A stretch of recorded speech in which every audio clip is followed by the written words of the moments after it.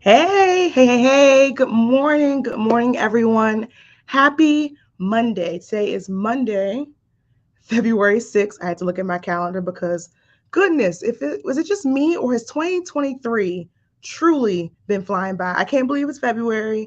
I can't believe we are weeks into the legislative session. We are months away from July 1st. So I'm going to go ahead and give it to you live. This breakdown of both bills, which we're going to combine as one because they were cross filed together in both the House and the Senate. And we're just going to talk about what I've read over the last couple of days and how that relates to our community focus. So, before I get started, I'm gonna just go ahead and tell you who I am. I am Keisha Reed. I am the CEO of Explore Maryland Cannabis, and I've been running this wonderful organization for about 4 years or so. We're coming up on the fifth year. I'm so excited. I've got my water here because I want to make sure that I'm able to give you the full on the full. So let's talk about how we got here. So we got here basically through vote. You all voted for us to legalize our cannabis market here in Maryland. We were asked to provide an adult use market, and that's what we have. So our legislators are working very hard over the next 90 days with input from individuals like you and me to build this market to where it possibly could be. Now, I know that was a lot, but I want you all to take a look at the press conference that happened last week where they actually announced this particular legislation, their intentions for it. And I mean, it's just so much better to hear it from Senate President Bill Ferguson. So I'm going to go ahead, get that video up here, and we're just going to go ahead and take a listen. I'm running solo here, so I'm going to hide that and let's go. Recreational cannabis bill introduced possibly as early as today. I know there were meetings on it yesterday. Um, first thoughts, passing thoughts on what you've seen in the 120 some page bill. Yeah, look, this is a big bill, and it is a big bill for a reason. It's going to be a new expanded marketplace of adult use. Marylanders have asked us to move it forward by passing the constitutional amendment this past election. I'm really proud of the work that our senators have done through the interim in conjunction with the House. This is a coordinated effort. Senator Feldman, Senator Hayes, who are the co-sponsors of the bill, have been really working diligently with members of the House. And then, of course, our chairwoman, Melanie Griffith, who will be overseeing the bill as it moves forward this year. They've all been in close coordination and talking through the variety of issues. It's a complex topic. There's a lot of different pieces. No state has gotten it right. And so what I do believe we've done effectively here is put us on the best path possible for, one, protecting public health and having a regulated marketplace where we have a real regulatory framework in place that makes sure that product that is on the street that's being sold legally is safe.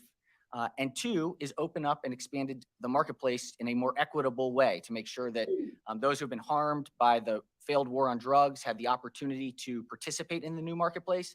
And then finally, we will be able to use the revenues that are generated in order to invest in communities that have been negatively impacted by the war on drugs. And so it's a very intentional, thoughtful framework that I think is I'm really glad that we were working together as two chambers to get this done as quickly as possible, but as thoughtfully as possible. As a follow-up, the bills are going to be identical in the House and the Senate.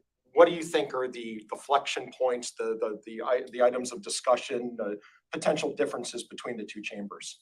It's hard to project. I mean, I think it's a big bill. There's a lot of issues, from tax rates to licensing schemes to the regulatory model and where the agency ends up. So it's hard to predict. I think we'll work through it. I feel confident that even if there are differences as bills cross through the chambers, what happened this interim to get to where we are today is a meeting of the minds that this is really important that we get done together.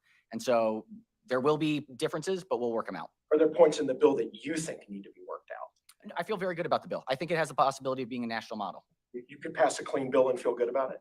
Sure. Yes. I mean, I think that I feel very confident that this is a good bill.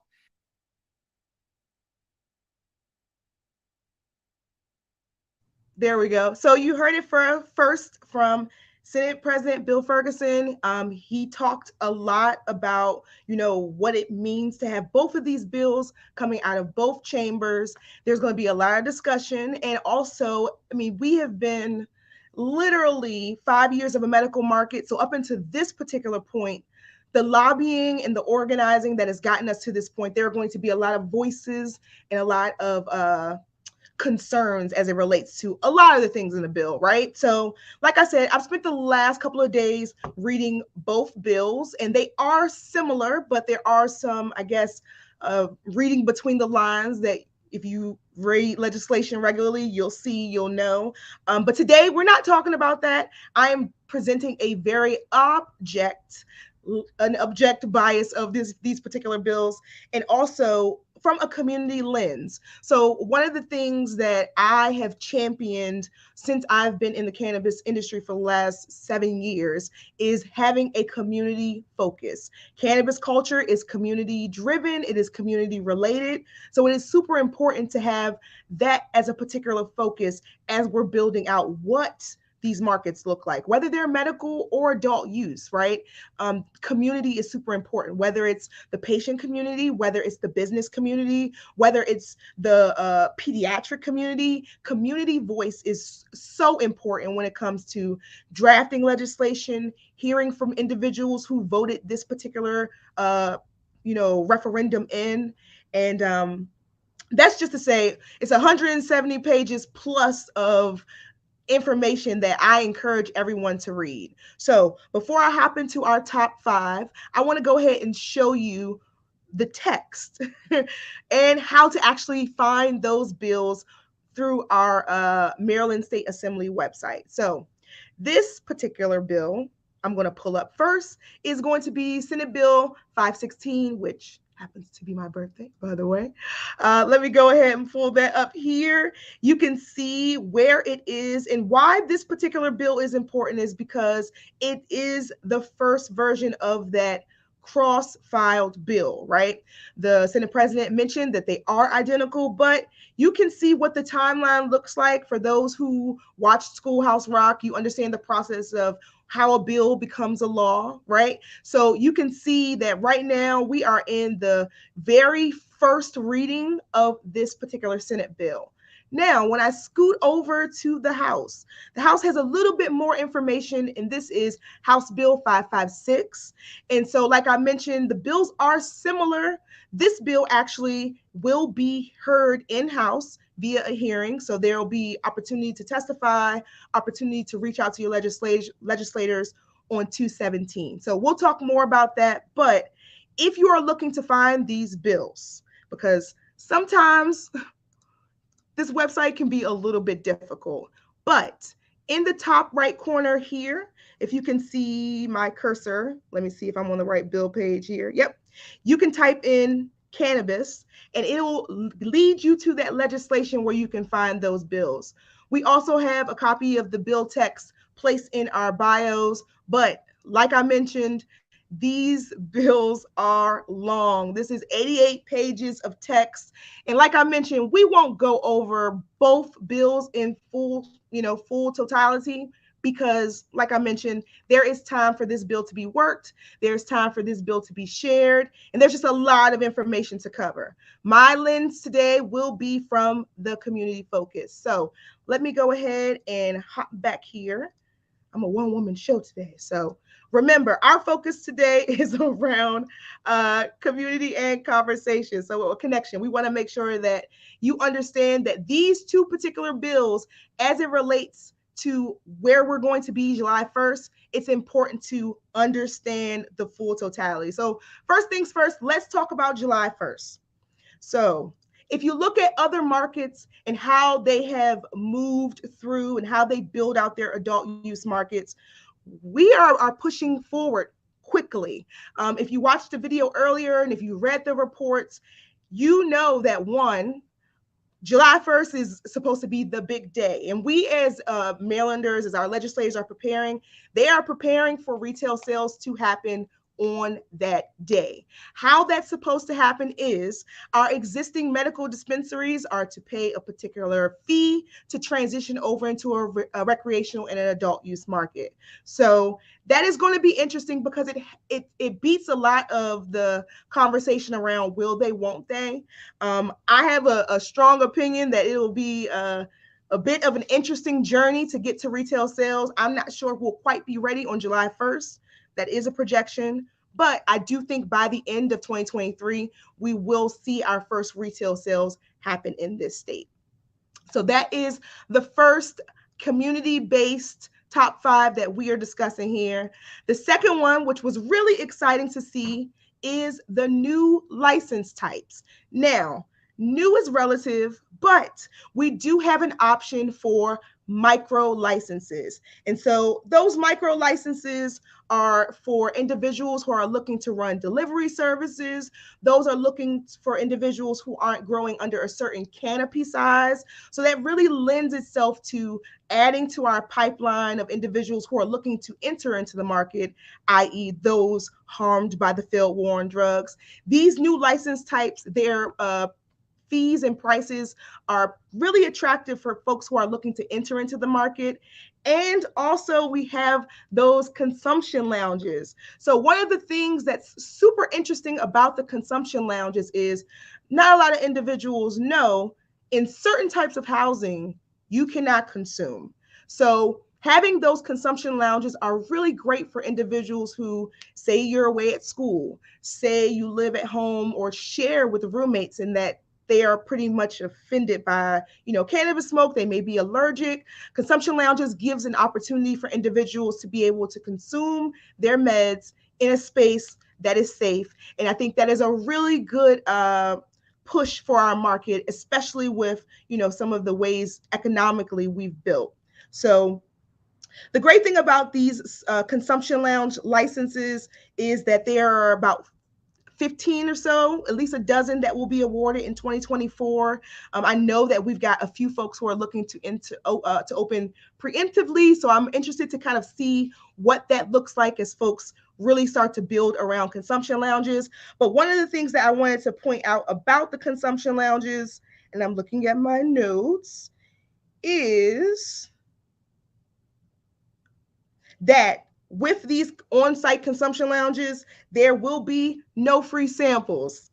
There will be no serving of intoxicated customers, those who look visibly intoxicated, and there is no alcohol. So it's going to be really interesting to see how our consumption lounges build out a business model. I know I talked to a few folks at Spark last week about what ventilation looks like. I mean, the room was buzzing with the bill, by the way, but it was very interesting to hear different takes as it relates to some of the things that were displayed before the bill was even published. So we talked a bit about July 1st. Like I mentioned, we said that the state is truly preparing for us to go retail heavy on July 1st. I'm excited to see if that is to occur. I believe that by the end of the year, we will have our first retail sale. And that is going to be a very interesting perspective. Around these new license types, there is going to be these micro licenses that typically are going to be up for a lottery. All the next round of licenses will be up for a lottery. And there have been opinions around lotteries and whether or not the quality of the applicants, whether it lends to what that looks like in the end. We will see. I'm hoping that over the next couple of weeks, me and D-Rock, who do Legalization Live here on YouTube, can talk a little bit more about what that's looked like in other markets as we bring on some of our CannaFam and CannaFriends to talk a bit about what that looks like in their space. I know that we have some delivery services that are already running in our state, so it'll be very interesting to see how that particular model is adapted. And one note about licenses, the language around the licenses, as I've tried to reach out to our legislators, is a little bit ambiguous, and comparing that to what's actually in Comar, I see it's more of a boilerplate. But The social equity piece of that, I'm still waiting to be clarified. I know that that'll be a part of the new division of Alcohol, Tobacco, and Cannabis Commission, which our program will lend itself under. But I'm very interested to see how the social equity language will be played out. That's also another very interesting point of contention as social equity around the country has rolled out so many different models. So, Maryland really wants to get this program right. I believe that we will, because we've got some great folks who have worked very hard in the state. We've got some very passionate patients who are going to make sure that our medical program stays the way it is and it can get even better. So that was the soapbox about the new license types. So we talked about July 1st. We talked about a little bit of the new license types. Let's talk about these taxes. Now, I'm not a tax guru, as they say, and the most of the information that I've found as it relates to our taxes has been through reporting. So I'm going to go ahead and give that particular disclaimer. But looking at my notes, there's a lot of fee structures that come into this tax play. One that I'm really interested to see how it plays out is where the money that is supposed to go into the compassionate use fund and how that reports out, because I can't be the only person who has read the compassionate use fund and I haven't seen anything that's come out of it. And so if you're not familiar with the compassionate use fund, it's a program that is supposed to subsidize medical cannabis to our patients in the state. I know that our growers have been feeling the way in which our prices of flower and product has dropped. Our processors, everyone has been seeing what this market is going to lend itself to, because right now everybody's playing hard. It's real tough out there, and I understand. It's just our economy as it relates to what we're the world that we're living in. But when it comes to taxes, typically fees and liens and things that are collected are supposed to go into this fund. So I'm interested to see, a report on that moving forward before we actually push the money there. So when we talk about that taxes in general, there is a community reinvestment and repair fund, another of the three new funds that are supposed to be established with our adult use market. And so based on reporting, that fund is supposed to be split via the Cannabis Business Assistance Fund, which is supposed to help new founders, entrepreneurs, small business owners. I'm very interested to see the detailed language on that because if you didn't know, it's hard out here for capital and resources as it relates to a cannabis related business, whether you're plant touching or not, because of the federal stance on the plant. Another portion should go to the public health fund. And that's very interesting because that's also a new fund that will be established. And I can't wait to see the reporting from that. The third piece to that is the counties and local entities. I'm not sure, and if anyone is live watching, if you got an opportunity to see if there's an opt-out option for localities, counties, and things like that. I know New Jersey, our neighbors to the north, they were an example of the opt-out, right? A lot of states, when an adult use market comes, is given the option to opt out. So I'm gonna see if I can find out more information on that, and the rest goes to the general fund. And if anybody's ever worked in local or state government, the general fund is the general fund. So that is the taxes breakdown. And then I'm gonna check my time. Let me see where I'm going here. All right, we're still good on time. That the last of our top five, just to kind of recap, we talked to July 1st. Our state is preparing to be open for sales July 1st. We talked about the varying of differences when it comes to the license structures. And also we talked about consumption lounges. So we talked about consumption lounges, the benefit to having these in our state, and slightly brushed over taxes. But if you want to know more about taxes, please tune into our talks on Thursday, because we'll go more in depth with what this bill, now that the bill is here, we have a lot more to talk about. So medical program changes, a lot of buzz around what? Plant count. Everybody's been talking about plant count. So in the bills package, The plant count increases from 2 to 4 for medical patients. We're still at 2 as it relates to a person that's 21 and older. So it's going to be very interesting to see what that looks like. I know initially we were talking about 6 plants at one point last year. So I think the plant count conversation is going to be very interesting as we roll through, legislative session, which should wrap at about April. So just think of the timeline that we have, and it's going to be crazy. Of course, and if you didn't know, in certain states, most states, they have a medical and adult use program. Medical cannabis is tax-free. That is written into this particular proposal. They talked a bit about the increase in taxes, and let me get that pulled up because I don't want to mess it up. I know a lot of folks are like, what's the taxes going to look like? So we're looking at 6%, and then it goes from 1 to 8 to 10. So it's going to be very interesting for folks who are not looking to transition or renew their cards, and the amount of taxes that they'll be paying. So, and just a note, in addition to retail sales starting on July 1st, our cultivators who have been in this space have been preparing for this. So that is another reason why I think they are very excited and very optimistic around us being prepared for July 1st. So patients get 2 extra plants to grow, taxes, of course.